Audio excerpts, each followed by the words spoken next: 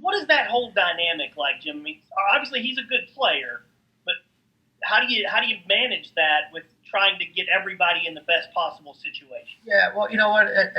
Happy New Year's, by the way, to everybody. All right, hopefully it's a better one for everybody. Hey, good question.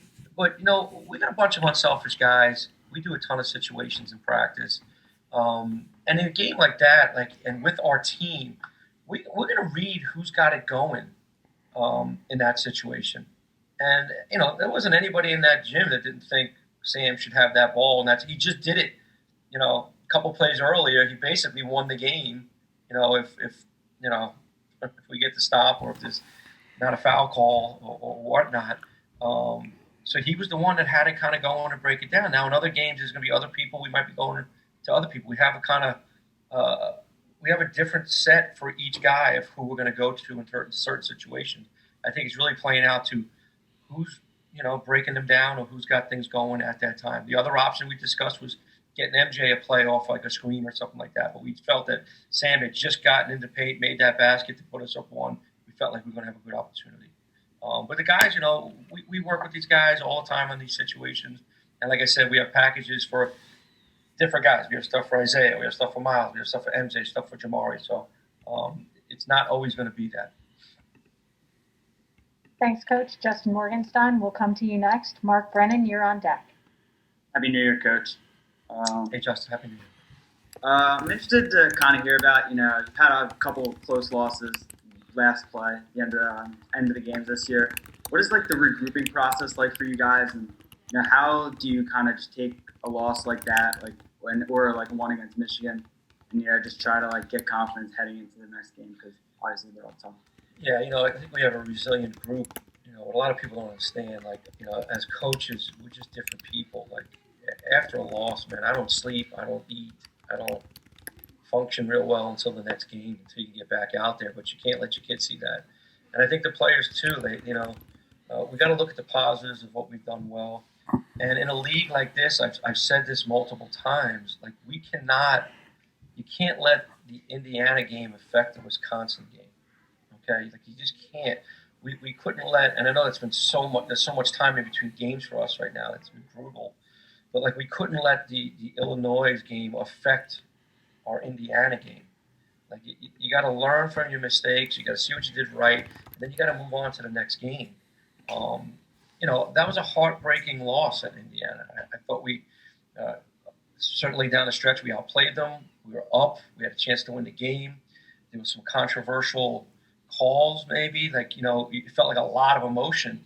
But in reality, we had to get right back to practice yesterday and focus on ourselves, see what we did right, see what we did wrong, making some adjustments to what we're doing, and then get our focus on the next game. Because if you let it linger, it's just not okay, and that's a way to keep yourself losing instead of making plays to win. Mark Brennan, you've got the next question, and then Nate Bauer, you're next after that, and then we've got some other questions. If anyone else has any other questions to submit for Coach Ferry. Hey, Jim, Happy New Year to you and your family. Thanks, Mark. You too, buddy. Hey, you're in uncharted territory. Being an interim coach in a pandemic probably hasn't happened since 1918 or something. I wonder how that has impacted what you're able to do recruiting-wise, and what is your message to recruits? How do you sell the program? And I mean that respectfully, because you're in a unique situation. Yeah, and it is. It's a very, very unique situation. The pandemic, and just the recruiting rules are different now. So we're still working at it every day. We recruit every day. We have some kids that are very interested in, and you do sell. You sell the university. Penn State is an unbelievable place. It is a great place. I've had 2 daughters graduate from here, so I'm a diehard. I'm a Penn State dad. So there's so much great about this place. We sell the program. We sell the success of the program. We still have good basketball here, and I just sell, the vision of what I can project and what we have here. I'm an honest guy. I sell what I know and what I've lived, and the stuff that I've lived here has been great about this place. So. You get the right people that have the right interest for the right reasons, and you can continue to recruit them. And as time moves forward, we'll see where everything's at. Nate Bauer, we'll come to you, and then Dave Melendra, you'll be on deck. Hey, Jim. Happy New Year. Happy New Year. Hey. Defensively, what do you see right now? I mean, very good. Okay. We're not defending to the level that we need to defend to. And we're making adjustments. I'm not going to tell you what they are, but we're making them. I think it's obvious. Listen, we got guys that are playing really hard. There's not one person you'd sit out there and say you're not playing. We're playing hard. We lack rim protection. Everybody's attacking us that way. We have to make adjustments to that. We've done a good job of taking away threes. We've always done a good job of stealing the basketball. But we've got to make some adjustments right now. We are a different team than we've maybe been in the past couple of years and defended a certain way. And we've been spending a lot of time on that. Not using this as an excuse, guys, at all. Okay? We just haven't played a lot of games. So really to get into that groove and to recognize, I said it earlier, right? We're playing Seton Hall. It was going to be a good test for us because it was so big. And it's kind of played out, right? And then you had to turn around and you played an Illinois team was big and Michigan was big. So, we've got to make adjustments. We are making adjustments. The issue is we just haven't had that time to get into game rhythm and game productivity and get used to each other. And it's coming. I mean, we got it now, right? We got it coming real quick. So hopefully the adjustments are going to show. We're going to tighten things up and we're going to get better. We got to defend inside the line significantly better than we have. If I could just follow real quick, what impact, if any, do you feel like the early fouls have had? Huge. Okay. Huge. I think it's huge. But it's all kind of a combination. We're not guarding the ball well. People are attacking us to the paint. We're fouling. In the post, we've been fouling. We're getting hurt on the offensive glass, which leads to fouls. And that's a big part. Like, anybody that knows me that, in my programs, free throws. My program has always been a big free throw program. Make more than your opponent's attempt. And we're actually getting beat badly at that aspect. It's flipped on us right now, and that has to change. And these are things that we're working on. Again, we've had, certainly since I've been here, we've had rim protectors, from Mike Watkins, Julian, Lamar, and we don't have those guys, and we have to adapt and make some changes, and we are doing that. Thank you.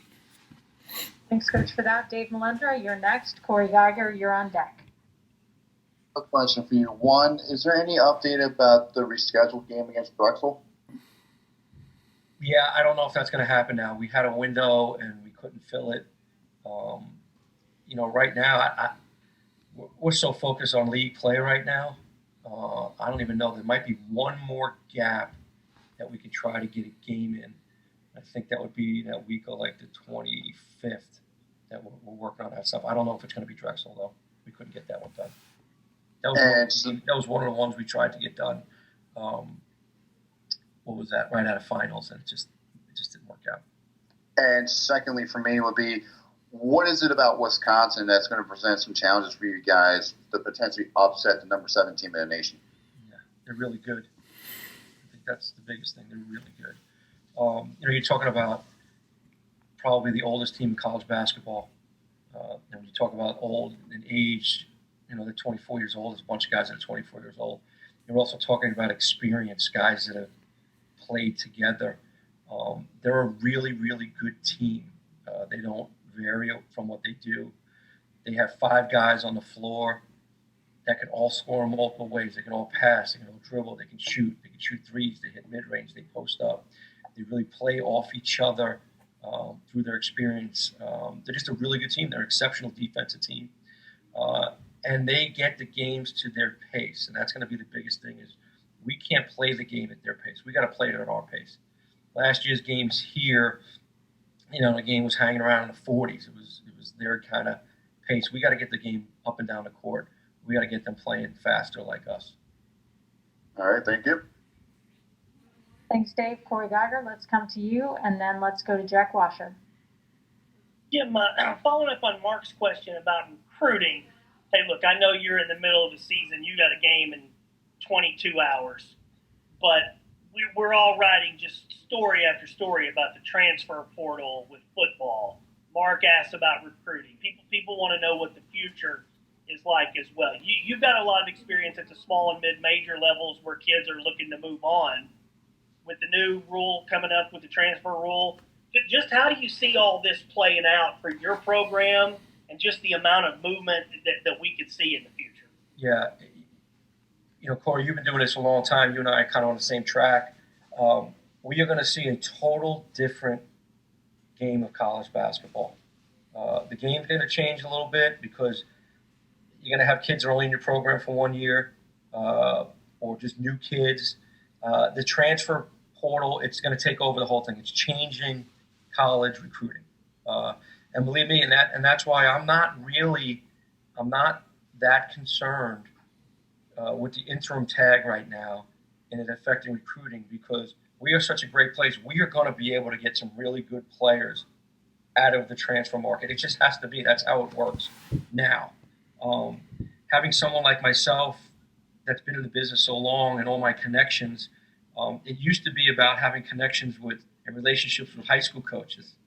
Now it's about your relationships and connections with college coaches, your peers, to get the right information about kids, good kid, bad kid, strengths, weaknesses, all this stuff, because that's where it's going to go. It's where it's going to go. Now, still, a program like Penn State and someone like myself, you want those core kids, you want those high school kids, but you're also going to be able to, recover quickly now and take older guys and keep your program old. And I think at a place like Penn State, when you can stay old, that's where you're good.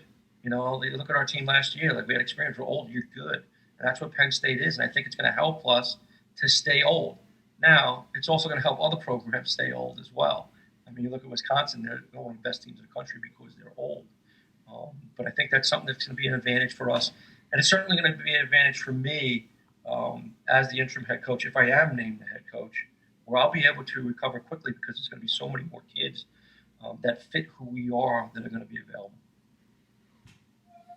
Coach, for explaining that, Jack Washer. Let's come to your question. Jack is right now the last question, unless anyone else has anything that they'd like to add. But let's go to you, Jack. Hey, Coach. What is you kind of touched on it a little bit before, but what is the frustration of playing a team like Wisconsin, where they may not be the most athletic team in the country, but they're so fundamentally sound, and they're, as you know, they're a top 10 team, and even if they have a poor shooting night, they're always going to be in the game. What is the frustration for your team or anybody playing someone like that? I don't know. I don't know if the word frustration. I know what you're saying, but they're good. They're really good. I mean, it's frustrating playing against Illinois. They're really good too, I guess. But I don't use the word frustration. It's hard, right? They've been good for a long time because they stay true to who they are. They're very similar each year. They recruit the players that fit their system. They're extremely well coached. Greg does a fantastic job. And when you got a team that's just really good, you have to play really well to beat them. And we have to make shots against them. We have to. We can't let them beat us up in the post. We got to out-rebound them. There's little things you have to do. And when you're playing teams that are good all the time, I guess that's where you're talking about your frustration. It's just a matter of you got to execute, you got to play well, and you got to try to somehow get them off balance. But that's why they're so good, is because they very rarely do get off balance. Thanks, Coach. Dave Melendra, let's wrap it up with you with the last question. Hey, Coach, can you just talk about where some of the challenges this season has been so far, especially when you are scheduled to play a certain team, then it gets postponed, then another team calls you to see if they can add you to your schedule? Can you just talk about some of those challenges? You have time? Enough time? The challenges of this season, of this year, has been not overwhelming, but it's been just unprecedented. I've been coaching a long time, and scheduling is always difficult. Recruiting is always difficult. Getting your kids to buy in and be a great team is always difficult. So you combine all that stuff with the pandemic and testing every day and the unknown. It's really challenging, but you can't get overwhelmed by it. This is what we are right now. This is what the world is right now. This is where our country is right now. This is where college basketball is right now. If you don't have the ability to adjust, if you don't have the ability on the fly to wake up with a plan this morning, and then by 11 o'clock having the ability to change it, then you're going to fall behind and you will get frustrated. So I think the ability to just be flexible, be able to adjust, rely on each other. We rely on each other as a staff to make decisions. You got to be flexible. You can't let it get to frustration. Come on, man. There's a lot more going on in this world that's significantly more important than, scheduling a men's basketball in reality, right? It's just the life we live, so it's an everyday thing. But you got to be able to move quick, man. You got to be able to move quick, and you got to be able to, change the plan or the direction that you're in and flip it.